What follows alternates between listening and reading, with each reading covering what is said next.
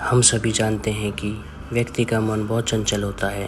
यही कारण है कि मन अशांत रहता है और कई तरह के सवालों का जन्म भी अशांत मन के कारण ही होता है। यदि आप जीवन में शांति चाहते हैं तो इसके लिए ज़रूरी है मन को शांत करना। लेकिन मन को शांत कैसे किया जाए? गौतम बुद्ध से जुड़ी इस कहानी के माध्यम से आप जान सकते हैं कि मन को शांत करने का क्या तरीका है। इसमें भगवान गौतम बुद्ध द्वारा मन को शांत करने के आयामों के बारे में बताया गया है। जानते हैं इस कहानी के बारे में, जिससे आपका जीवन बदल जाएगा। एक बार एक लड़का गौतम बुद्ध के पास जाकर कहता है, मेरे जीवन में बहुत अशांति है, कृपया करके आप मेरा मार्गदर्शन कीजिए जिससे कि मैं इस अशांति से छुटकारा पा सकूं। गौतम बुद्ध लड़के से जीवन की अशांति का कारण पूछते हैं। लड़का उत्तर देता है, अत्यधिक विचारों के कारण मेरे भीतर बहुत सारे विचार आते हैं जिससे मेरा मन अशांत रहता है। बुद्ध मुस्कुराते हुए कहते हैं, ऊपर आकाश की ओर देखो और बताओ कि तुम्हें सूर्य दिख रहा है। लड़का ऊपर देखता है और कहता है, धूप दिख रही है। बुद्ध उससे पूछते हैं कि अगर तुम लगातार धूप में खड़े रहोगे तब क्या होगा? वो कहता है, मुझे अत्यधिक गर्मी लगेगी और शरीर में बेचैनी होगी। बुद्ध लड़के से कहते हैं कि अगर धूप में खड़े रहने से तुम्हें गर्मी लगती है तो इसमें दोष किसका है, सूर्य के ताप का या तुम्हारा? लड़का कुछ सोचने के बाद कहता है, इसका जवाब आप ही बताइए। बुद्ध कहते हैं, सूर्य का काम है ताप देना और ताप का काम है गर्मी लगाना। इसमें दोष तुम्हारा ही है कि तुम धूप में जाकर खड़े हुए जिससे कि तुम्हें गर्मी लगी। तुम्हें अगर शीतलता चाहिए तो तुम्हें छाँव में रहना होगा।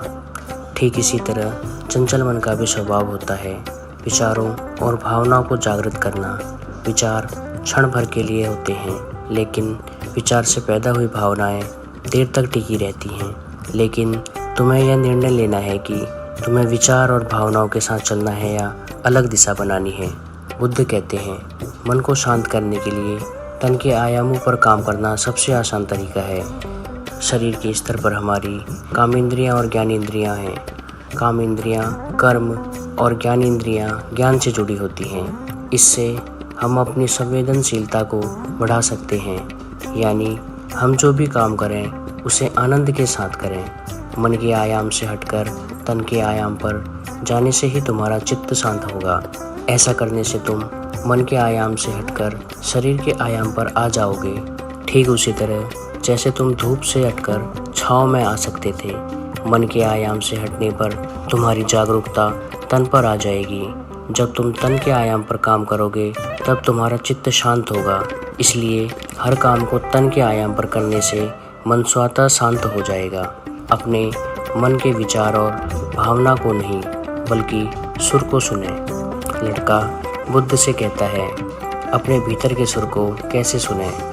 बुद्ध कहते हैं, किसी शांत स्थान पर रहकर जहाँ शांति हो तब अपनी आंखें बंद करो और मन के भीतर चल रहे शोर से हटकर भीतर के सुर को सुनने की कोशिश करो। सुर निरंतर चलता रहता है, लेकिन बाहर के शोर के कारण तुम अपने मन के भीतर चल रहे सुर को नहीं सुन पाते हो। जब तुम अपने दोनों कानों को अपने हाथों से बंद कर दोगे तभी मन के सुर को सुन पाओगे। इस तरह तुम मन की अशांति से दूर हो जाओगे और तुम्हारा मन शांत हो जाएगा। दोस्तों, आपको ये कहानी कैसे लगी? कमेंट करके ज़रूर बताइएगा। धन्यवाद।